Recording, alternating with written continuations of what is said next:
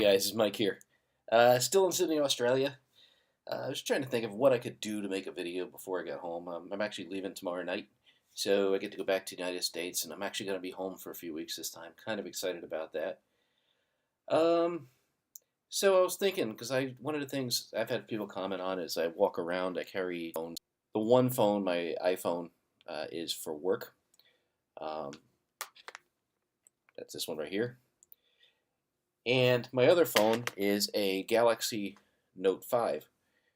I love both these devices. Some clearly have advantages in one area, some clearly have advantages in another area. I just kind of wanted to talk about it. Now, the reason I carry two phones is because, one, I kind of like being able to put the work phone down and just walk with a personal phone.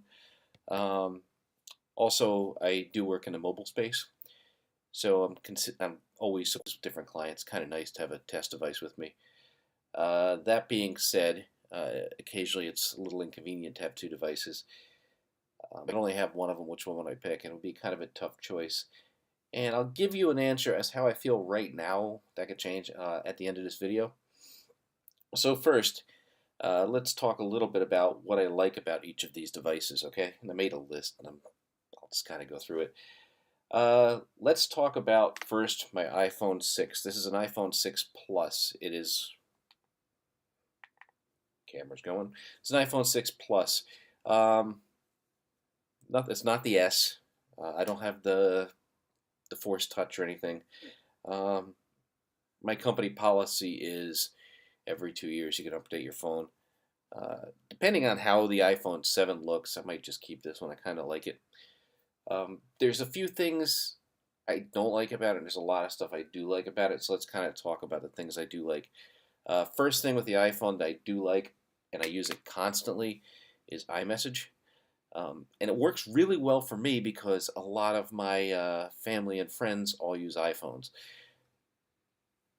iMessage is great because you can be on Wi-Fi, you don't necessarily have to have a cellular signal, and it works. It gives you feedback as to whether somebody's read the message. It seems to work a lot faster than texting, especially when you're in international. If you ever do any international roaming, go to text, you'll find it's not quite as smooth of an experience as it is at home, especially like when you're trying to send photos. In particular, when I was in Manila, and again, I got my Galaxy Note, if I try to do texting from that, which is over the cellular network, using my U.S. carrier, I'm not exactly sure why, but the people on the other end, when they got the text, would get it 4, 5, 6 times. And I mean, at least I know they got the message. But at my end, it would show that the message failed. So I'm speculating here that whatever feedback mechanism the phone's got to send the message was failing, and it kept doing a retry. That's the best that I can figure out with that. But iMessage, boom, always goes through. Now, if you like the Android and you're on that platform, you do have alternatives. There's WhatsApp, Line, and probably the most popular would be Facebook Messenger, which works great if everybody's on Facebook. So it's not quite as smooth. I mean, what's nice about on the iPhone is iMessage is actually sort of integrated. So if you're doing text messaging or you're doing iMessaging, it's through the same app. It's completely obfuscated to you how that works. That's kind of cool. So I really like I'd really like iMessage. And I would really like it if Apple would bring iMessage to the Android platform. Hint, hint. The second app that I really like on the iPhone is sort of related, FaceTime. I'm on the road, as you guys know, I'm on the road a lot. Actually, in the last 2 months, I think I've been in my house a total of maybe 18 hours. I'm not joking. So if I want to keep in touch with my family, which I like to do, it's like the fatherly thing to do. I occasionally get on FaceTime, and it makes a much nicer experience. It's like you're almost there. You remember when you were a kid, and well, some of you are probably too young to realize this, but like when I was a kid, there was cartoons and science fiction. And science fiction, what was the one thing that was always there? I'm going to call somebody, and boom, a video comes up, and you actually have that conversation. That seemed so cool and so science fiction-y at the time, and here we are. Welcome to the future. You can make a video call now. Now, there's certain times I don't want to make a video call, which is not something we anticipated back then. For example, I just get out of the shower, I don't have a shirt on, or maybe I just don't want to see the person. So then FaceTime's not your best option. My son FaceTimed me the other day, and exactly the situation. I had just gotten out of the shower. I had some pants on, fortunately, but I didn't have my shirt on.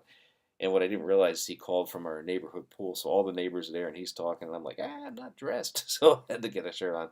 So you have those awkward moments, but it does make you laugh, and it actually makes you more connected with your family and friends. Now, again, there's alternatives you can use on the Android device for this. There's Skype. That's probably the most popular option. It works. However, you can't be guaranteed that the person you're calling has Skype, so you sort of have to do that planning ahead, right? So I'm going to call you, make sure you have Skype set up. It's not a problem if you know what you're doing and you want to do that. But what I like about this FaceTime is every one of my Apple using friends have it. If they're on a Mac computer, they have it. If they have an iPad, they have it, and I can call them. So those 2 points right there, to me, make me really like the iPhone. From here down, the list is not quite as big of a gap between the iPhone and my Galaxy Note 5. The one thing I do like, and if I turn this on here, you can see how easy the screen is. The nice thing is I can be out in the bright sun, which I was all day today. I went down to the zoo at Sydney. Highly recommended, by the way. Go to Sydney, Australia, visit the zoo. But when the screen's on, even in bright sunlight, I can read it. It's beautiful. Now, the Galaxy Note 5, as much as I love this phone and the screen, you can see it's even kind of washed out on camera here. But it's, I mean, in proper lighting situations, it's a beautiful screen. Probably the most beautiful screen I've ever seen on a mobile device. But I can't see it in sunlight. Can't see it. So I don't know what Apple did different, but in that case, it's sort of a win for Apple there. If you happen to have the S model of the iPhone, the newer one, you get a feature called Live Photos. Now, if you don't like it or you don't know what to do with it, you probably don't miss it. And I don't have it on mine because I don't have the S model. My daughter has an S model, so I've gotten to play with this a little bit, even though she says stop messing with her phone. But what that does is when you go to take a photo, it actually takes, I think it's like a second or two of video before and after. So you still get the photo, and on the phone it looks just like a photo. But if you like use the Force Touch and touch it, you can see a little animation like the second before and the second after that photo took. So it adds a little bit more intimacy, I guess, if you will, into the photo. That's kind of neat. That doesn't yet exist on the Galaxy Note, or as far as I know, on any Androids. However, considering how competition works and how these companies are constantly trying to one-up each other, I wouldn't be surprised if there's an equivalent feature at some point showing up on the Android device. But if you want it right now, it's on the iPhone. Little nitpicky thing, I think the autocorrect works a bit better on the iPhone. I always get weird words coming out of my Android. Maybe that's me, but that's just my impressions. As far as wallet apps go, I do like the Apple Wallet better. I can put in my frequent flyer card, my Dunkin' Donuts card, for example, my Starbucks card when I used to use it before they made you require 3 gazillion points to actually get a free drink. In addition to your credit cards, you can just go and like pop and pay for something, which, by the way, I've had less success with internationally. Lastly, with the Apple Pay, it's also, I find it's a little smoother to use using the NFC. You just finger the button and hold beeps and it goes. For some reason on the Samsung, it just feels like there needs to be more steps, and maybe I just need to use it a little bit more. So I'm not going to call that a win on either category, but it's just some impressions. I tend to use Apple Wallet more. But again, the ability to have my frequent flyer cards, my purchasing cards, like I said, for Dunkin' Donuts. I've got a Marriott rewards card in there. Pretty much everything I need is an Apple Wallet. The Samsung Pay, on the other hand, seems to be mostly just for credit cards. I think gift cards, but you don't have your frequent flyer cards or anything in there. So, like, for example, my airline app on the iPhone, I can do add to wallet, and it goes ahead and puts it into the Apple Wallet. Whereas the same app on the Galaxy Note, if you say you want to keep your card, it basically just takes a snapshot and puts it in your photo gallery. So you got to search through all your pictures to find your card. So just nitpicky. I also tend to like the Dropbox app a little bit better on the iPhone for a couple of reasons. One, it seems to work smoother. It also has a feature to actually scan a document. So it takes a document, eliminates the background, makes it look like a document, turns it into either a graphic image or a PDF and uploads, and that works very well. I have not found that feature yet in the Android version of it. Maybe it's coming. But kind of let me just wrap up my iPhone positives by saying that the apps tend to be of a higher quality on the iOS side. I don't know why, but example, the Microsoft Outlook app I use on the iPhone. One of the reasons I like Microsoft Outlook as a free email service is because it has aliases. So if I want to sign up for something, I don't have to use my user principal name or my actual name or my actual email address to sign up. I can sign up using my junk mail at outlook.com or something like that. And I can send from that address and I can reply to that address, and nobody actually knows my actual email address. And the nice part about that is if I start getting spammed on an email address, unlike on Gmail where I had to basically close the account, on Outlook I can just go ahead, delete that alias, create a new one, and move on. And my junk mail's done, but all my accounts are still there. I like that. And the iPhone's version of Outlook supports that functionality. The Outlook app on the Galaxy Note does not. It only uses your primary email address, which means, now fortunately, Outlook is not my primary email, but I do use it for public stuff and mailing lists. But if I did, I couldn't really use Outlook on this device because I couldn't send from another address. Whereas on the iPhone, it's beautiful, works great. Okay, so enough of the praise for the iPhone. Let's jump ahead to the Galaxy Note 5 and talk about the reasons I like carrying this device. No, let's talk about the reasons I love carrying this device. It's actually a terrific device. And as you can tell, I'm somewhat device agnostic, right? So I don't really care what device you have. I'm not religious in either device. It's a tool to me. And I'm blessed enough, fortunately, that I can carry both right now. But we'll talk about, again, at the end, which one if I had to pick just one. So, first thing about the Galaxy Note 5. It's got a beautiful screen. I wish you could see it in the video. It seems to get washed out there. It's probably the best screen I've ever seen on a mobile device. It's absolutely beautiful. It's also, the other thing I like is it's got this S Pen. Not really a stylus, it's a digitizer really, and you can just go ahead and write on the screen if you want. You can take your notes, and just by putting the S Pen back in, it saves your note. Sounds gimmicky, right? I can't tell you how often I use this S Pen. I take short notes on it. I do little drawings on it to remind me of something. I'm constantly using that feature. It's terrific. I'd probably adjust to something else if I didn't have it, but I really like it. And the other nifty thing about it is if I take this stylus out, one second. Okay, sorry, I got interrupted. It's about, what time is it now? About 5:43 p.m. So the maid came, and they like to do that whole turn down service. And where is it? Hold on one second.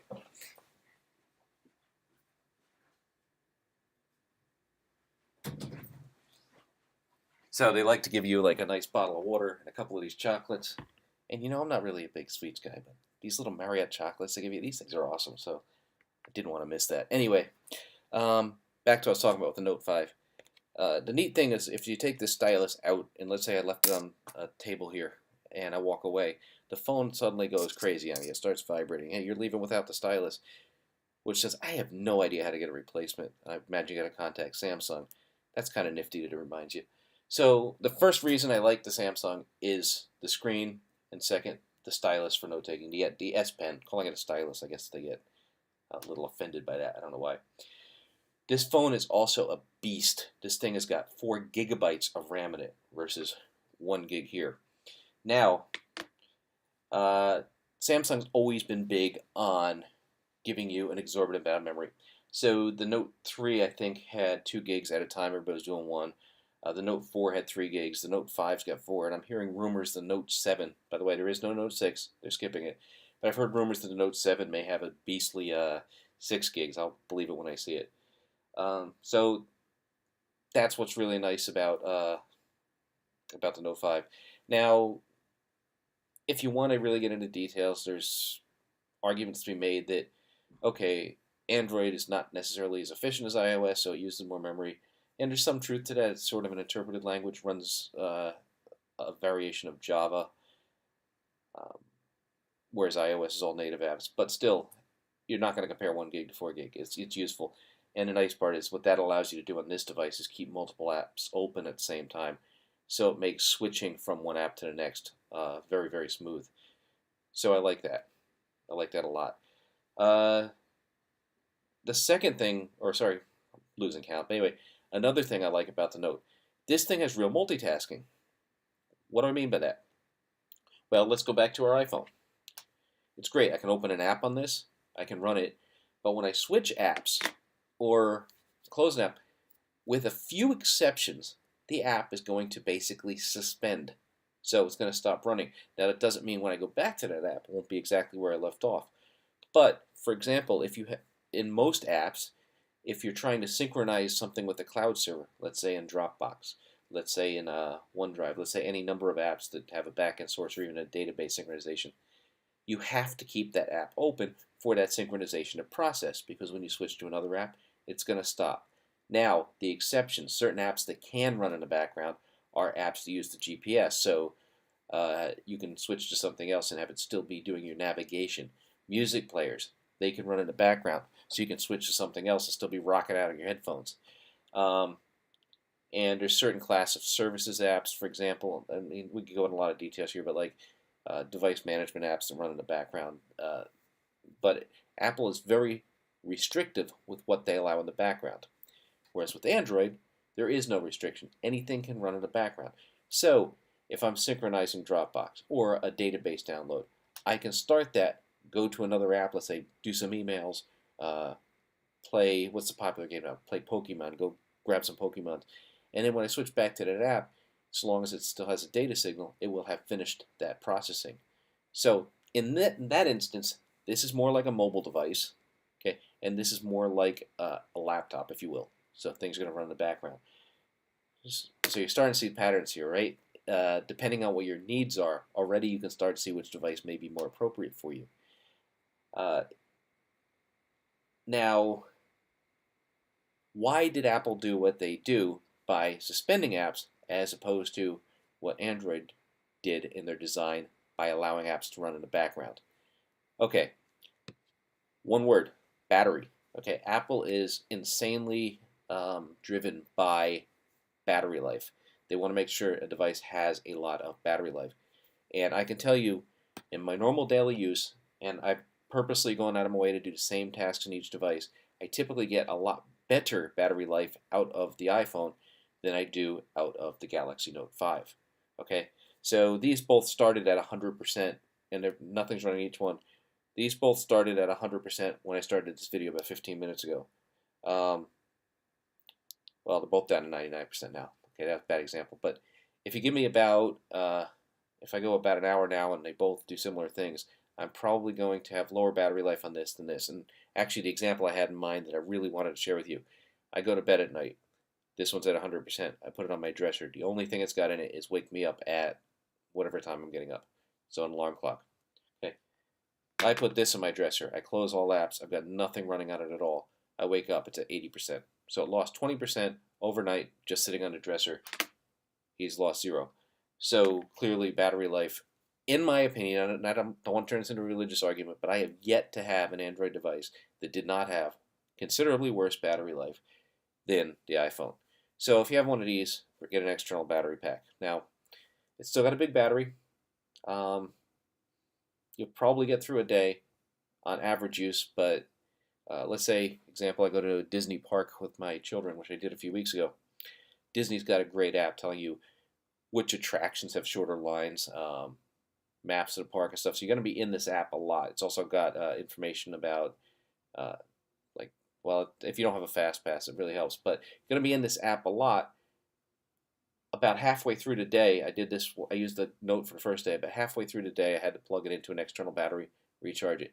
That's fine, but it's something else to carry, especially men like us. We don't carry purses really, and I don't really want to carry a backpack if I don't have to. So it's something else you have to put in your pockets. Whereas when I did the same thing the following day on the iPhone, I still had low battery at the end of the day, but I got through the day. Now there's certain things you can do to help your battery life. There's a power saving mode on the Samsung. You just basically pull down the settings. I've got it on low power mode, which kind of lowers some background activity, and it helps a little bit. Then there's also ultra power saving mode, and what that essentially does is it turns the screen into black and white, shuts down all your apps, no background execution. Sounds like an iPhone, right? But you're limited to running like just a handful of pre-selected apps on the device. Fortunately, WhatsApp is one of them. But what's not one of them is the camera, which makes sense with a black and white screen. So I like the device a lot. I love the customization. I love how things can run in the background, but it comes at a price with battery life. One of the things I used to like, I've had a Note 3, a Note 4, and now a Note 5. And one of the things I used to like, oh, by the way, the battery on the Note 4 was changeable, so this wasn't an issue. You could carry a spare battery. They got away from that with the Note 5. Now, one of the things I also liked about the Note 4 was, in addition to having RAM and all these functions and a great processor, it also had the ability to put in an SD card, so you could always expand your memory. Well, I'm going to take the case off this phone. One of the things that Samsung did to try to be more Apple-like is they went to a sealed case, and it is a beautiful device. It really is. But it's a little dirty right now. But if you look, there's now no more SD card. There's no more removable battery. You got a SIM tray. That's about the only thing that opens on this. So I bought it with 64 gigs of storage. 32 wouldn't have been enough for what I do, especially with it can take 4K video. You can fill that storage up fairly quickly, right? So yeah, with an SD card before, I could put in a 128 gig SD card in addition to the 32 gigs that are on the device, and I'd have almost unlimited storage. So I'm really hoping to bring the SD card back in the Note 7. But it is what it is. You make do of it. You can't put an SD card in an iPhone either, so it's no advantage either one. It was an advantage on the Note side that they kind of got rid of. Now, there's a couple other things I really, really like about the Note 5. It's got something called private mode. So when you put it in private mode, you can do things. I'll just give a simple example. You can mark certain photos as private. So if you got photos you don't want to share with people, you mark it as private, and you can put the phone into private mode, and you can view those photos. But if you turn off private mode, they're all hidden. Nobody can see them. So I want to show a colleague some photos. I can make sure private mode's not enabled. I hand him my phone, and he can go through my photo album. He doesn't have to see anything that I don't want him to see. So maybe personal family photos that I want to keep private, or anything like that. So that's kind of nice. It kind of compartmentalizes what you want to share with the world and what's private. So that's a nice feature that is not on the iPhone. You'd have to go with a third-party app for it, built into the Samsung Galaxy Note. In addition, and this one is absolutely huge, it has a fantastic camera. Now, I haven't used the S model yet. Maybe it's gotten better. But the pictures I take on this phone are so much better than the pictures I take on this phone. Matter of fact, this is primarily my camera right now. And I would probably get something different for a camera. It's got great mode. Samsung put a lot of effort into this device for the camera. So camera, big win on the Note 5 for me. This is my primary camera. I don't barely take pictures on the iPhone unless it's the only thing that's still got to charge later. Battery's dead on this. That's my fallback.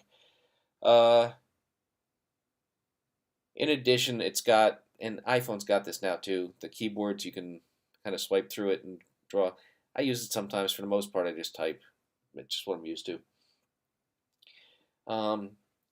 Samsung has given you cloud storage to do an online with your phone. I don't know if it's got a size limit. I haven't run into it. I just know my phone backs up. When I try to do that on my iPhone, Bing, run out of, go give Apple money to expand iCloud. Free. We want money. So that's a big win on the Note 5. I like that. And then the other thing is, and this is also big if you travel with a laptop, this device, out of the box, has the ability to work as a personal hotspot. I can't tell you if that works like that with all carriers or just mine, but I know on the same carrier on these two devices, this one doesn't work unless I want to go pay the carrier, and this one does. Now, I'm not talking about your carrier terms of use, and if you're going to actually use it as a primary mobile hotspot, as opposed to, where is it? As opposed to like one of these, uh, you should probably pay for it with your carrier. But if you just need to get online and download an email for a few seconds, it's kind of a nice feature to have. Okay, so I like that. And lastly, it's probably a wash. Um, Apple has this Find My Friends built in here, and it's great. Like I've got a teenage daughter that drives, and a son's going to drive soon. And the only thing I ask them to do is keep that turned on so I can locate where they're at. And it's not necessarily to spy on them because I don't really care. I trust my children. Um, but there's the inevitable time where your teenager's going to have an accident, which has happened. And my daughter, she's a bit emotional at times, and when she had an accident, she called me up, and I couldn't understand a thing she was saying, but I knew there was a problem, and I heard the word accident. So rather than trying to spend 10 minutes trying to calm her down on the phone so I could figure out where she's at, it was nice to be able to pull up the iPhone, locate her, bing, and I'm on my way. Okay, can't tell you how valuable that feature is, and it's built into the OS on the iPhone, so you don't have to do anything else. Well, Samsung's got something similar built in here uh, that you can locate family phones. In addition, on the iPhone, you've got Find My Phone, so if I lose my phone, I can locate it. I can remote wipe it without a corporate MDM server. That's handy, and it's also got play a sound, so beep, beep, beep, beep, beep. It's great when your phone falls between the couch, trying to figure out where it was. That's not built into the OS on this, although Google does have an ability to locate it and do a remote wipe. But there's Samsung's built in something called Lookout, which does a couple things, including security, find your device.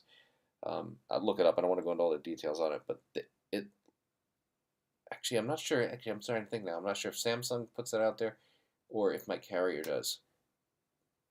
Anyway, in other words, there's certain things built into the iOS. You're going to have to get a third-party app for the Note, and there's a couple things to go the other way as well. Anyway, it's getting late, and I just kind of wanted to share that with you, my thoughts on the two devices. Now, back to the original question. If I could only carry one device, what would it be? And if I'm only considering FaceTime and iMessage, it would be easily the iPhone, and I would probably give this up. However, I've also have my iPad Pro here as well. So I get that on here too, and a lot of times I do FaceTime just from this or from my MacBook when I have it with me.